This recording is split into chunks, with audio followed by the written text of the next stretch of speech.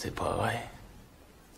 Si vous voulez lire un vrai livre d'histoire, lisez Howard Zinn, Histoire populaire des États-Unis. C'est un bouquin qui va vraiment vous laisser sur le cul. Plus que celui de Chomsky sur le complexe industriel, c'est quoi un bon livre pour toi? Les mecs comme vous, moi j'en reviens pas. Vous dépensez tout votre fric pour vous entourer de plein de putains de livres qui font chic, seulement c'est jamais les bons. Et c'est quoi un putain de bon livre, Will? Eh ben c'est le bouquin qui vous décoiffe. Ah oui. Bonjour à tous et à toutes et bienvenue sur la chaîne YouTube Martin Eden. Et aujourd'hui, enfin, nous allons parler du livre de Daniel Guérin, L'anarchisme. L'anarchisme qui fait hautement autorité, etc., etc. Donc vous avez lu la fiche Wikipédia de Daniel Guérin. Et si vous êtes très malin et très au courant de la hype libertaire YouTube, vous avez écouté mon audio sur Daniel Guérin, qui est une lecture commentée de la fiche Wikipédia.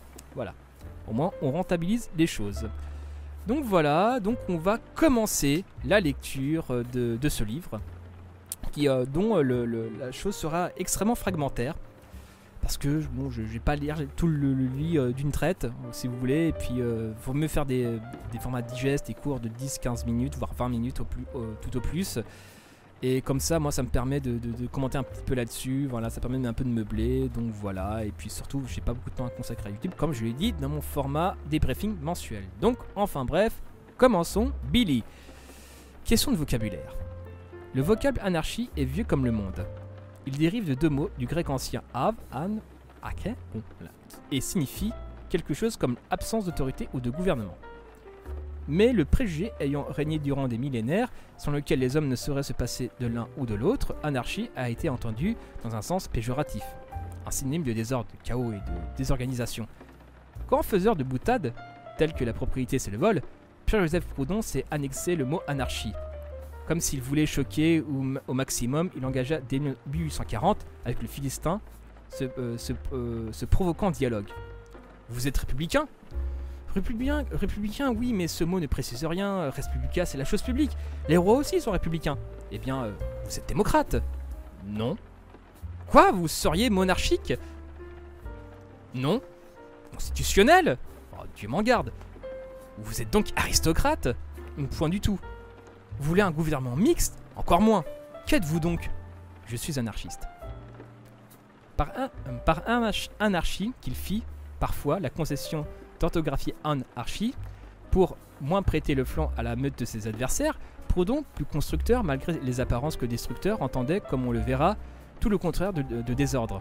À ses yeux, c'était le gouvernement qui est le fauteur de désordre. Seule une société sans gouvernement pourra rétablir l'ordre naturel, resterait l'harmonie sociale. Bon, l'ordre naturel, c'est Proudhon quoi. Pour désigner cette panacée, arguant que la langue ne lui fournissait point d'autres vocables, il lui plut de restituer au vieux mot anarchie son strict sens étymologique. Mais paradoxalement, il s'obstina dans le feu de ses polémiques, et son disciple Mikhaïl Bakounine devait s'obstiner après lui à employer le mot anarchie dans le sens péjoratif de désordre, comme si les cartes n'étaient pas déjà suffisamment embrouillées. Voilà. Provocation, ça s'imite. Mieux encore, Proudhon et Bakounine prirent un malin plaisir à jouer de la confusion entretenue par les deux acceptions antinomiques du mot.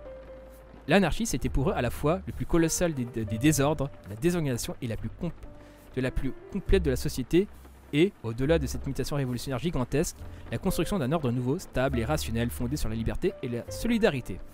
Alors, on souligne le mot rationnel, hein, s'il vous plaît. Cependant, les disciples immédiats des deux pères de l'anarchisme hésitèrent à employer un terme dont l'élasticité était déplorable, qui n'exprimait pour les non-initiés qu'une idée négative et prêtait à des équivoques pour le moins fâcheuses. Proudhon lui-même, qui s'était assagi, s'intitulait volontiers à la fin de sa brève carrière fédéraliste. Au mot d'anarchisme, sa postérité petite bourgeoise préféra celui de mutualisme et sa lignée socialiste le mot collectivisme, bientôt remplacé par communisme. Plus tard, en France, à la fin du siècle, Sébastien Faure reprit un mot forgé dès 1858 par un certain Joseph Déjacque et en fit le titre d'un journal, Le Libertaire. Aujourd'hui, les deux termes, anarchiste et libertaire, sont devenus interchangeables. Voilà. Okay, voilà. Au moins les bases sont posées. Mais la plupart de ces termes présentent un sérieux inconvénient. Ils omettent d'exprimer l'aspect fondamental des doctrines qu'ils prétendent qualifier. Anarchie, en effet, est avant tout synonyme de socialisme. L'anarchiste est en premier lieu un socialiste qui vise à abolir l'exploitation de l'homme par l'homme. L'anarchisme n'est pas autre chose n'est pas qu'une des branches de la pensée socialiste. Une branche où prédomine le souci de la liberté, la hâte d'abolir l'État. Pour Adolf Fischer, l'un des martyrs de Chicago, ah oui, le 1er mai, on y reviendra, épisode simple basique. Enfin, d'ailleurs, avant de faire cette lecture, j'ai essayé de faire un simple basique sur Marx. Bon, compliqué, parce que ça aborde énormément de choses. Enfin bref, on verra. Tout anarchiste est socialiste, mais tout socialiste n'est pas nécessairement un anarchiste. Certains anarchistes estiment que ce sont eux les socialistes les plus authentiques et les plus conséquents. Mais l'étiquette qui se sont donnée, ou dont ils se laissent affubler, et qu'au surplus ils partagent avec les terroristes, les a trop souvent fait passer à tort comme une sorte de corps étranger de la famille socialiste. D'où une longue suite de malentendus, de querelles de mots, le plus souvent sans objet.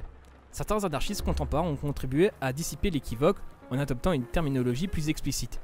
Ils se réclament du socialisme ou du communisme libertaire. Donc voilà, c'était l'aspect